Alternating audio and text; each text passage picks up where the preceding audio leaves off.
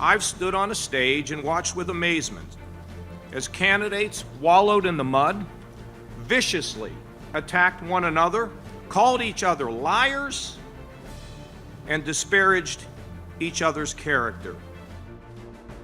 Welcome back. That was former Ohio Republican Governor John Kasich almost 9 years ago to the day in the final weeks of his presidential campaign.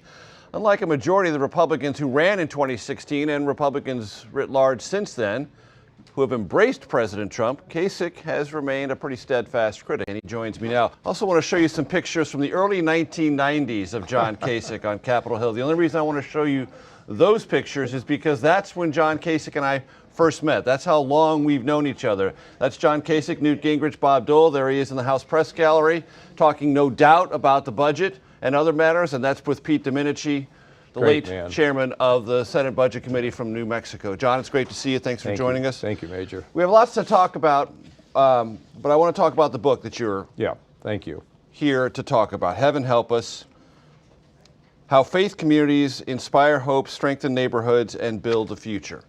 You've written into this space a lot. This is like your third book in this idea of individual Americans harnessing their own courage, taking risks to help those in their communities. But this one says they can't operate by themselves. They need a broader faith community. Why have you made that leap?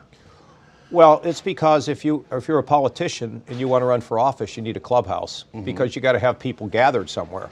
And I felt, Major, that if people can be connected to their church, their synagogue, or their mosque, and they have an idea, whatever it is, whether it's about human trafficking, whether it's about poverty, whether it's about hunger, whether it's about autism, drug addiction, homelessness, anything, that if you go into your institution and you make a presentation, that you are likely to get support from that institution, the church, the synagogue, or mosque, and then you will have people that will help you.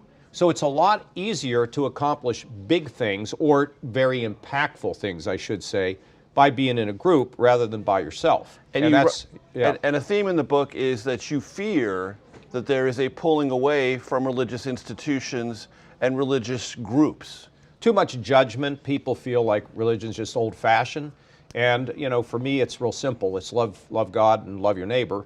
And with that, you build faith, and with faith comes this ability to take an idea in your head and actually do something to improve our society, our neighborhoods. Because as we know, everything that changes comes from the bottom up. And this has the ability to change things from the bottom up. And we think about Martin Luther King, civil rights, bottom up. I mean, women's rights, bottom up. And that's what I'm trying to do here. And I actually wrote the book because pastors were being pressured into adopting politics, in the pulpit.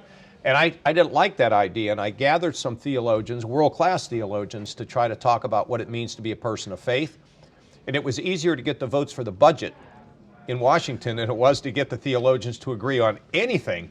So somebody said, why don't you write your own book? And I guess purpose of it is, when people are frustrated today, this is something they can do. Even if they're out protesting, this is something they can do virtually every day. Secondly, it can help rebuild faith in these institutions. And thirdly, I think there's not a better time than for us to be talking about something positive. And it's the danger. You know, you've written books. When you write something positive, kind of people wonder. Then they start reading the book. I find when they start to read these stories, they're like, wow, I didn't know that's what this was going to be about. And wow, that's inspiring. So I'm very pleased with it. Good. Congratulations on it. Now, I want to talk to you about the here and now. Yes. When I covered you in the 90s, most Republicans were for free trade. You voted for NAFTA. They were open-minded about the idea that a global economy that's interconnected over time creates prosperity there and here. President Trump has a fundamentally different attitude, though as we're talking, just moments ago, he's created a 90-day pause on the tariffs he set in motion. How do you evaluate that? Did Trump back away from his own tactic? I think a lot of his friends, just really pounded on him. I don't know who they are. Wealthy friends. Well, yeah, maybe, and maybe some not so well, probably wealthy friends. And they said to him, you're going to ruin everything here because this is not sustainable. You can't have a trade war with the entire world. And you saw the market cratering. And then I think finally at some point he goes, yeah, you're probably right. So he's keeping the pressure on China because, nobody in America likes China, right? So that's easy. And he gives a 90-day pause. To everybody else. Yeah, but here's the problem. Major, the problem with this is And it includes even a foreign policy when we talk about places like Ukraine. Can countries count on America? And I think there's going to be real doubt in their mind. And I don't know how you ever get trust back, fully trust back. Does that mean we're a victim of whatever the presidential election is? Because there doesn't seem to be consistency in terms of who America is.